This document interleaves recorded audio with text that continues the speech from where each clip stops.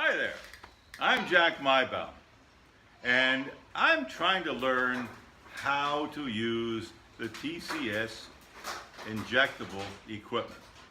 Now, why am I using TCS? Because TCS is a company that really cares whether I succeed or not. This company is accessible, and its distributors are accessible. If I write the distributor in Santo Domingo, I get an answer back 3 minutes. I think the guy's sitting on his phone all day long waiting for me to call. So, number one, a good company to do business with is TCS. They really care. And the quality of their equipment is good too. But I've watched hundreds of videos. I'm not lucky enough to have one of those courses that they have here. They don't have to have a course in where I am in Dominican Republic. So I have to learn how to use this equipment myself and how to make flexible dentures. Seems easy enough. TCS has all kinds of great videos, and they have a guy in Mexico that answers questions. I mean, this in Spanish and English, it's just, they're there with you. But they assume in some respects that you have a little knowledge, you know, and I don't. So I've decided to make a few videos about making these things, showing all the mistakes I made. You've heard about the Keep It Simple, Stupid math books, keep it simple, stupid computer books. Well, this is the Keep It Simple, Stupid videos for how to use ejectable equipment. And we're going to start first with the TCS furnace. Now, this seems like a pretty simple thing. It's a heater. 500 watts. Look, I heat it on my battery system here. This thing works, it's nothing to it. Works great. Set the temperature, takes it up to temperature. Right on your supplies here, it tells you what the temperature you need to heat it to. It tells you that how many minutes you have it in the heater. And that's great. But there are some secrets they don't tell you. I found out. So let's talk about it. Number one, they say to heat this thing up to temperature and then let it sit for 30 minutes to stabilize. I have no idea what it means to let it stabilize. What happens if you don't let it stabilize? What happens if you do it at 15 minutes, not 30 minutes? I can't answer that question. Best just to follow that direction. It doesn't hurt you.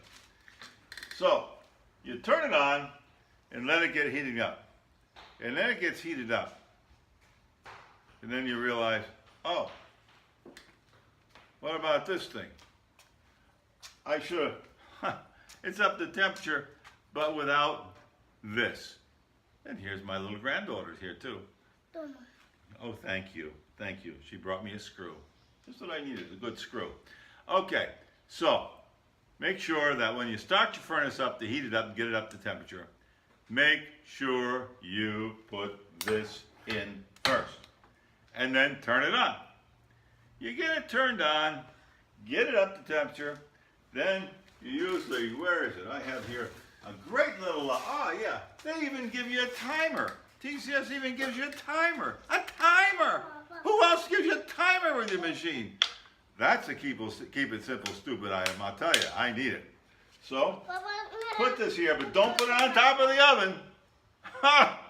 Seems natural to put the timer on top of the oven, but bad idea. Oh, bad idea. You look back and your TCS timer is flat and melted. So put it up someplace where you can see it. Yeah, someplace. Okay. When it's ready, it's time to put the cartridge in. So you have whatever cartridge you're using. And you make sure that you use the silicone spray. Silicone spray it. When this is cold, silicone spray it. When this is cold, silicone spray it. Everything's got to be silicone sprayed. This is silicone sprayed. And the spacer, little spacer.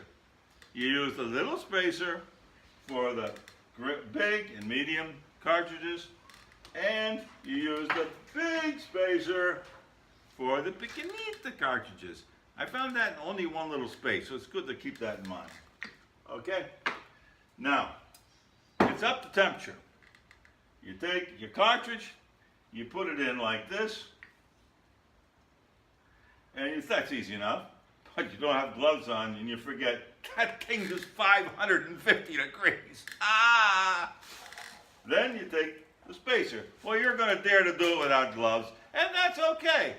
I've done it without gloves, and you put it in, and the spacer goes in. But you got to be careful without gloves because, you know, if the spacer goes in a little cockeyed, then it won't go in.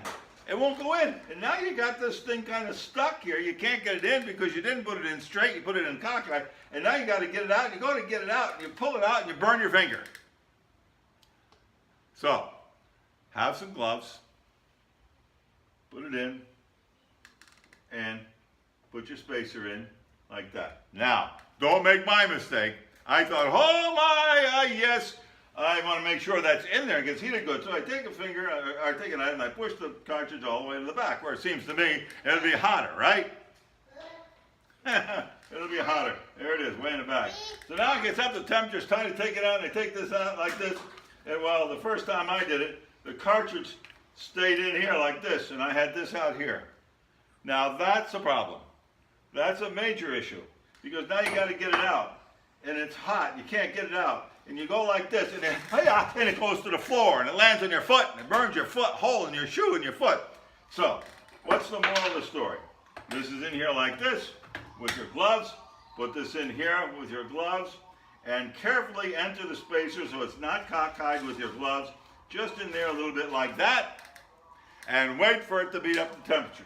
Now, they say, when you take it out of here, take it out absolutely horizontal like that, and put it in the flask. I can understand why, because you go that, it falls out on the floor. You don't want it to fall out on the floor. Well, we got to be keep it simple, stupid people. Let me put the flask over here for a minute. This is the flask. And I have to have something really stupid. So I have a little cloth, because I want to protect myself against everything that could go wrong. I take it out like this so it can't fall out. And I cut it over here, and I put it on there so it can't fall out like that, and I put it down like that, and bang, it's there, ready to inject.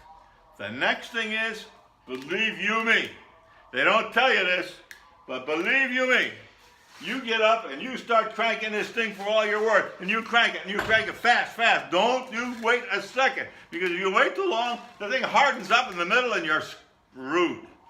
Crank it, it'll go boom, and then crank it, it'll go boom again, and it presses down, and then this raises up on the springs, and you can't crank it anymore, and you know you're full. Stand there for 3 minutes, don't remove it at all, for about 3 minutes is what this video says anyway. And then you take it out of the thing, and it's done. And something else I couldn't find anyplace else, how long do you wait before you open up this flask? I found out from a reliable source, 8 minutes. Don't bother it for 8 minutes. Then you're done with this. Works great. I'll be back. That's how to use this great little furnace. It's a wonderful item, but you want to be sure to think about it. It gets some hot. Okay, keep it stupid, Jack. Saying goodbye for now. I'll be back with another little video about more information soon. Bye-bye from the Dominican Republic.